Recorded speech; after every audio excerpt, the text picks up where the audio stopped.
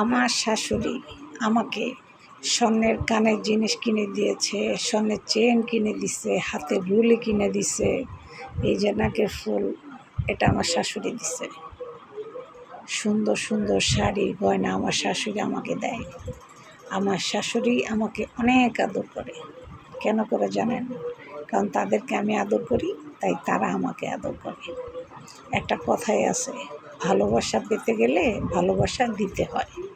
তো ওনারা ভালোবাসা আগে আমাকে দিছে, এর বিনিময়ে আমার কাছ থেকে তারা ভালোবাসা পাচ্ছে। এটাই বাস্তব। এক হাত দাও, এক হাত নাও। আপনি নিজে খালি ভালোবাসা দিয়েই যাবেন, আপনাকে ভালোবাসবে না, তাহলে এই ভালোবাসা টিকবে না। বুঝছেন? শ্বশুর শাশুড়ি বৌমাকে ভালোবাসবেন, অবশ্যই বৌমার থেকে আপনারাও ভালোবাসা পাবেন, সম্মান পাবেন, শ্রদ্ধা পাবেন, আদর পাবেন, মহব্বত পাবেন, সব কিছু পাবেন, যেমন আমি পাই।